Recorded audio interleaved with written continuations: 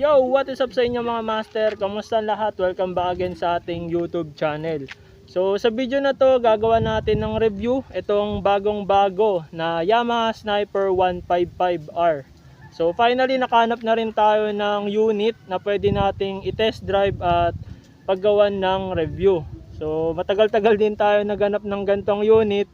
Pero yun nga, biyaya naman, nakahanap na tayo ng pwedeng paghiraman.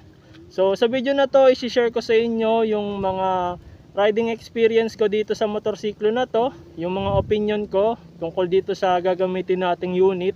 At the same time, i-share ko na rin sa inyo yung mga specs na meron dito sa motorsiklo na to. So umpisa na natin. Pero bago ang lahat mga master, no, kung bago ka pa lang sa YouTube channel ko, please do subscribe at pakiclick mo na rin yung notification bell para ma-update ka sa mga upcoming videos ko. At the same time, meron na rin tayong FB page. Ayan, lalagay ko na lang dyan sa screen para ma-like nyo at ma-follow na rin. So, proceed na tayo sa mismong content. Alright. Bali, itong nasa harap natin, ang Yamaha Sniper 155. So, bago ang lahat, may dalawa siyang version. Yung isa ay yung standard version na naka single pot caliper sa kanyang front brake. At siya ay naka maxi tire harap at likod. At dun sa standard version na yon, wala siyang kasamang charging port. At the same time, sa standard version na yon, siya ay naka disusi pa din. Samantalang itong R version, siya ay naka dual pot caliper sa front brake at naka IRC tire harap at likod. Tapos meron siyang kasamang charging port dito sa kanyang kaliwa. At dito sa R version na to, siya ay naka keyless na. So, yun ang pinagkaiba ng standard version sa R version ng Sniper. Pagkadating sa kanyang engine displacement, siya ay 155cc. Parehas sila ng standard version at ng R version. Siya ay liquid cooled, 4-stroke, 4 valves, single cylinder engine, single overhead cam na may 6-speed transmission. So para siyang katulad sa Raider natin, no. Pagkadating naman sa bore and stroke nitong motorsiklo na to at horsepower, torque, lalagay ko na lang sa screen para mailagay natin yung tamang description. Pagdating sa kanyang engine oil, siya ay may 1.1 liters capacity. Ito naman sa kanyang fuel tank capacity, siya ay mayroong 5.4 liters. So medyo malaki yung tangke niya kumpara sa Raider FI at sa Raider Carb na gamit-gamit natin. Pagdating sa kanyang headlight, siya ay naka fully LED na. Pero dito sa kanyang signal light, siguro naka bulb type pa rin siya.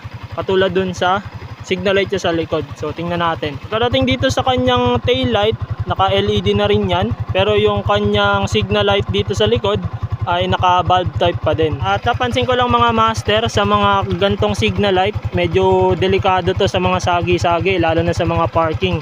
Kaya kung ako sa inyo, ingatan nyo na lang sa mga parking para hindi mabali. So ayan o, ganyan siya kalambot. Pagdating sa kanyang meter panel, siya ay naka fully digital LCD display na. So check natin kung ano yung mga makikita natin dito. Alright, so nandito yung speedometer, yung layo ng tinakbo mo, yung RPM indicator, yung number of gearings, yung neutral, yung kanyang check engine, low beam, high beam, kanyang signal light, yung coolant temperature, at yung sign dito sa kanya kapag hindi nakalock yung motorsiklo. Dito naman sa baba, meron siyang pindutan, pwede mong iset yan para may check mo yung kanyang fuel gas consumption, pwede mong iset dyan. At ganun din dito sa kanyang trip 1, trip 2, yan. Basta dito sa pindutan na to. Tapos ito yung kanyang orasan. So ayan yung makikita mo dito sa kanyang meter panel. Tapos dito naman tayo sa kanyang handlebar. Ano nga ba yung mga makikita dito sa handlebar niya? Una sa lahat, itong kanyang push button, hazard light switch, kill switch. Dito naman sa kabila, low beam at high beam. Tapos yung kanyang pass light, gaganyan mo lang. Sa baba ng pass light niya, andito yung kanyang signal light. Yan. At yung busina. Pagdating sa gulong ng Sniper, siya ay may sukat na 120 by 70 by 17. Ang brand ng gulong niya sa R version ay IRC tires. Samantalang sa standard version, ang nakalagay ay Maxxis. Pagdating naman dito sa harap, ang sukat ng gulong niya ay 90 by 80 by 17. IRC din yung kanyang brand. Tapos sa standard version, ganun din, Maxxis tire. At sadly mga master, sa presyong 129,900, wala pong ABS itong Yamaha Sniper. Pagdating sa presyo nitong Yamaha Sniper 155, ang standard version nito ay nagkakahalaga ng 123,900. Samantalang yung R version naman niya ay nasa 129,900. Bali, yun yung presyo ng dalawang version nitong Sniper 155. By the way mga master, itong Yamaha Sniper 155 ay equipped ng assist and slipper clutch. So siguro ibubukod ko na lang siya ng content para mas may paliwanag ko siyang mabuti sa inyo. Pero yun nga, for short explanation, ang assist and slipper clutch ay napakalaking tulong kapag ka nag-change ka ng gear. Kasi nakakatulong to para mas malambot yung pag-ship mo at hindi ka mahirapan sa paggigiring sa motor.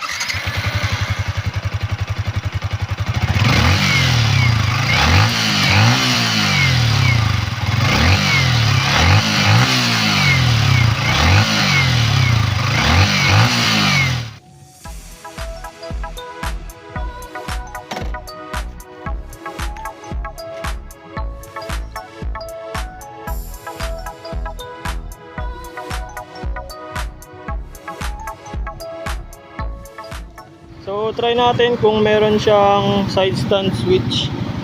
Try natin kung mamamatay. Okay. Wala siyang side stand kill switch. So ito lang talaga yung kanyang kill switch mga master.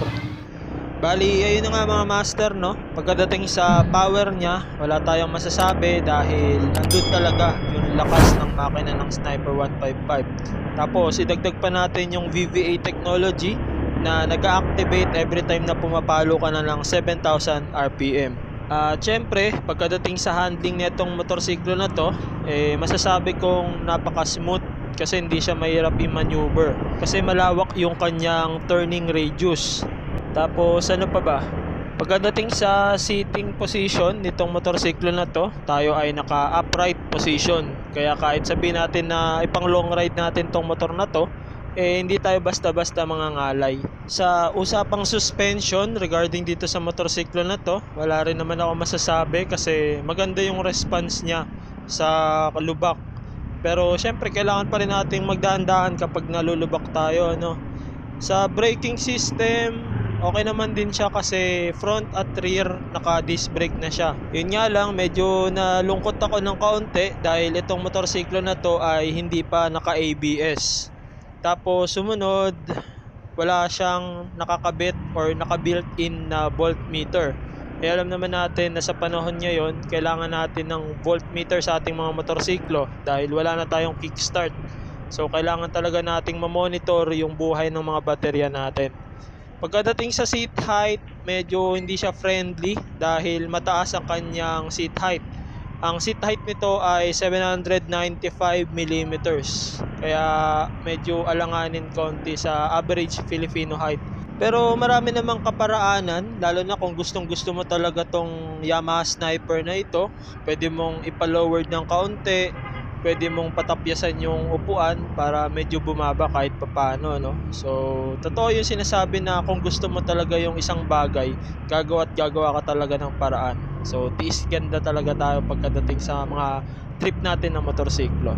At idagdag na rin natin yung napansin ko nga kanina regarding sa kanyang signal light sa likod, lapitin siya ng sagi. Kaya kung magpapark kayo sa mga mall or sa mga masisikip na lugar, ingatan nyo na lang para hindi siya masagi or hindi siya mabali.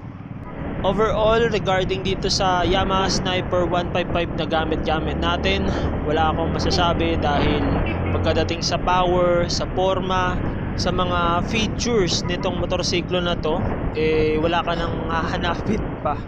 At siguro hanggang dito na lang tong video na to. Sana may naitulong sa inyo kahit na papaano. At magpapagas lang din muna ako para syempre hindi ma-disappoint yung hiniraman natin. So yun lang, maraming salamat sa panonood. Enjoy the ride, ride safe, peace yo. Alright.